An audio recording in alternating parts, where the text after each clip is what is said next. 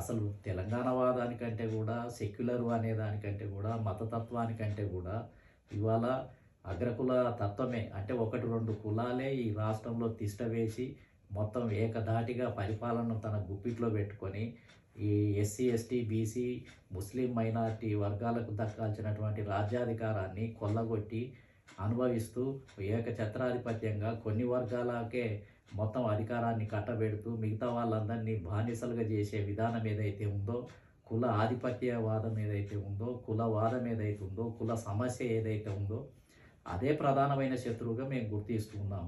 మేము ప్రాంతీయవాదము అనేది ఈ ప్రాంతం తెలంగాణ రాష్ట్రం ఏర్పడింది. అక్కడ ఉన్నటువంటి రెడ్డి వర్గము కమ్మ వర్గము వెళ్ళిపోవచ్చుగాక, ఇప్పుడు తెలంగాణలో ఉన్నటువంటి రెడ్డి వెలమ వర్గ భూస్వాములు పెట్టుబడిదారులు వీళ్ళు మళ్ళీ అధికారంలోకి రావటం జరిగింది. అంటే ప్రాంతీయవాదానికి వ్యతిరేకంగా పోరాటం చేస్తే జరిగే మార్పు చిన్నది, స్వల్పమైనటువంటిది.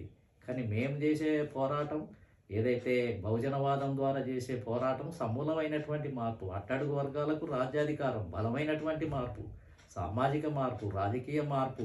కాబట్టి ఈ తెలంగాణ వాదం ముసుగులో, సెక్యులర్ వాదం ముసుగులో అగ్రకులాలను బలోపేతం చేసి వాళ్ళను కాపాడి మళ్ళీ చనిపోతున్నటువంటి వర్గాలను, మళ్ళీ అంతరించిపోతున్నటువంటి వర్గాలను మళ్ళీ నిలబెట్టడానికి చేస్తున్న ప్రయత్నాలే నిజమైన సమూలమైనటువంటి మార్పు అని. అంటే ఇటువరకు అధికారం లేని వర్గాలకు అధికారాన్ని కల్పించటం, ఇటువరకు ఎమ్మెల్యేలు కాని వర్గాలకు ఎమ్మెల్యేలుగా చేయటం, ఇటువరకు ఉద్యోగాలు పొందనటువంటి వర్గాలకు ఉద్యోగాలను కల్పించటం, ఇటువరకు మరి బడ్జెట్ పొందనటువంటి వర్గాలకు బడ్జెట్ను ఇవ్వటం. సమూలమైనటువంటి మార్పు బహుజనవాదంలోనే ఉంది.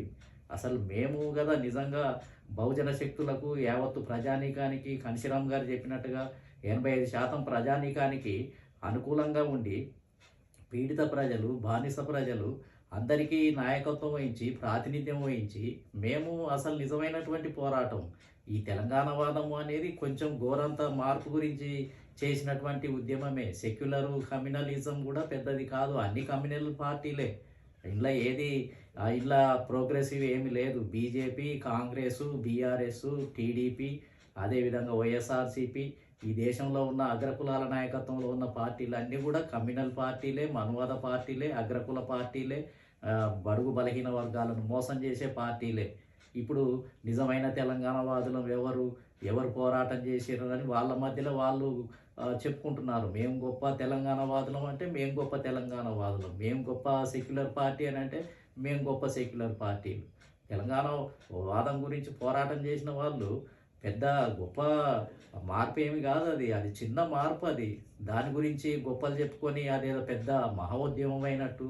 అసలు బహుజన ఉద్యమం ముందు, బహుజన వాదం ముందు, బహుజనులకు రాజ్యాధికారము అనే నినాదం ముందు తెలంగాణ వాదము చాలా చిన్నది. అసలు దాని గురించి అంత గొప్పగా చెప్పుకొని ఏదో తెలంగాణ యోధులు, వీరులు, శూరులు, మేమంటే మేమే ఇక మమ్మల్ని మించినటువంటి వాళ్ళు లేరు, ఏదో సమాజంలో పెద్ద మార్పు వచ్చినట్టు వాళ్ళు ఏదో చెప్పుకొని వాళ్ళే మురిసిపోతున్నారు. దానివల్ల ఏం మార్పు వచ్చింది?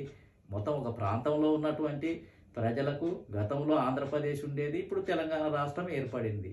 ఇక్కడ కూడా మళ్ళీ తెలంగాణ రాష్ట్రం ఏర్పడిన తర్వాత అగ్రకులాలే మళ్ళీ అధికారాన్ని చేజిక్కించుకున్నాయి. కాబట్టి అది ఏం పెద్ద మార్పు ఏం కాదు. కాబట్టి బహుజనవాదం ముందు పోలిస్తే సమూలంగా అసలు సమానత్వం గురించి పోరాటం చేసేది బహుజనవాదమే. అన్ని వర్గాలకు, అన్ని శక్తులకు మొత్తం ఏందనంటే పరివర్తన చెందడానికి అవకాశం ఇచ్చేది బహుజనవాదమే. ఇదే పెద్ద ఉద్యమం. కాబట్టి ఇది అసలు నిజంగా బహుజన ఉద్యమాల్లో పనిచేసుకున్నటువంటి వాళ్ళు మేం చెప్పాలి. అసలు ఈ దేశంలో, ఈ రాష్ట్రంలో అసలు మేము కదా అసలు ప్రజల పక్షాన నిలబడ్డది. బహుజనవాదంలోనే కింది కులాల కార్మికులు ఉన్నారు, బహుజనవాదంలోనే కింది కులాల కూలీలు ఉన్నారు, బహుజనవాదంలోనే అనేక మంది అట్టడుగు వర్గాలు, పేదలు, కష్టజీవులు వీళ్ళంతా దీంట్లో ఉన్నారు. ఈ వాదం కిందనే విముక్తి పొందుతారు. పూలే, అంబేద్కర్, కాన్షీరామ్ గారి ఇజం ఏదైతే ఉన్నాయో ఆ ఇజం చాలా 85%కి రిప్రజెంటేట్ చేసేది. అంటే 85% ప్రజలను విముక్తి చేసే ఉద్యమం ఏదన్నా ఉంది అని అంటే అది బహుజనవాదమే. కాబట్టి ఈ వాదాలన్నీ వీళ్ళు గొప్పలు చెప్పుకొని దాన్ని ప్రజలకు ఏదో చిత్రీకరించి దానివల్ల ఏదో పెద్ద లాభం వచ్చినట్టు, పెద్ద మార్పు వచ్చినట్టు, ఇంకా ఎవరు నిజమైన తెలంగాణ వాదులు ఎవరు, నువ్వా నేనా అని వాళ్ళు కొట్లాడుకుంటున్నారు. అసలు తెలంగాణ వాదం ద్వారా మార్పు వచ్చిందేముంది? అసలు తెలంగాణ వాదం ద్వారా వచ్చిన మార్పు గోరంతా కూడా లేనటువంటిది.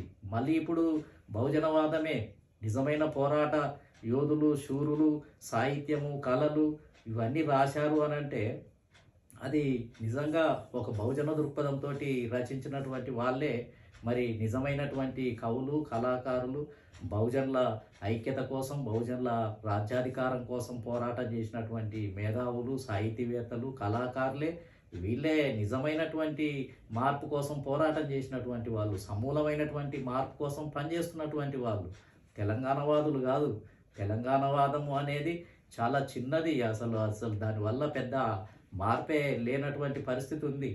కాబట్టి బహుజన దృక్పథమే, బహుజన వాదమే పూలే అంబేద్కర్, కాన్షీరామ్ గారి ద్వారా ఈ ఆంధ్రప్రదేశ్లో మేము 1989 నుంచి ఏందనంటే ఒక సమూలమైన మార్పు జరగాలి. ఓట్ హమారా రాజ్ తుమారా నై చలేగా అనే నినాదంతో ఉద్యమం చేశాము. మేము కదా కష్టజీవుల పక్షాన పోరాటం చేసింది. మేము కదా సమానత్వం కోసం పోరాటం చేసింది. అందరికీ ఎమ్మెల్యే జనాభా ప్రాతిపదికన ఎమ్మెల్యే, ఎంపీ స్థానాలు, మంత్రివర్గం, ముఖ్యమంత్రులు ఈ పదవుల పంపిణీ జరగాలి, వికేంద్రీకరణ జరగాలి, అధికార వికేంద్రీకరణ, ఆర్థిక వికేంద్రీకరణ, భూమి పంపిణీ ఇవన్నీ జరగాలని నిజమైన పోరాటం చేసింది. దానికి వారసులం మేము. కానీ పోరాటం చేయనటువంటి వాళ్ళు అగ్రకులాలకు దొరలను అధికారంలో కూసబెట్టే వాళ్లకు, లేకపోతే కాంట్రాక్టర్లను తీసుకొచ్చి ఎమ్మెల్యేలను చేసే వాళ్లకు కాంగ్రెస్ పార్టీ నేతృత్వంలో 5-6 కుటుంబాలు ఈ రాష్ట్రాన్ని పరిపాలిస్తున్నాయి. కేసీఆర్ నేతృత్వంలో దొరలు, అదేవిధంగా కొన్ని వర్గాలే, కొన్ని వ్యక్తులు మాత్రమే పరిపాలించడం జరిగింది. కాబట్టి వాళ్ళు చెప్పే అన్నీ కూడా నిజం కాదు. నిజంగా అసలు కళలు, కళాకారులు, రచయితలు ఎవరి పక్షాన నిలబడాలి అని అంటే బహుజనుల పక్షాన నిలబడాలి. బహుజనుల రాజ్యాధికారం కోసం ఉద్యమించాలి. ఇవన్నీ కూడా చేయనటువంటి వాళ్ళు మేము వీరులం, మేము శూరులం, మేము ప్రజల కోసం నిలబడ్డాము. మీరు నిలబడ్డదల్లా కూడా ఒక అగ్రకుల నాయకత్వాన్ని గెలిపించడానికి, ఒక అగ్రకుల నాయకత్వాన్ని ఓడించడానికే పనిచేశారు. మీరు ప్యూర్లీ బహుజన నాయకులను గెలిపించడానికి మీరు ఎక్కడ పనిచేశారు? కాబట్టి ఇవన్నీ కూడా ఇప్పుడున్న మేధావి వర్గము ఇదంతా కూడా ఆలోచించుకోవాలనేది మరి ఈ సందర్భంగా నేను తెలియజేస్తున్నాను.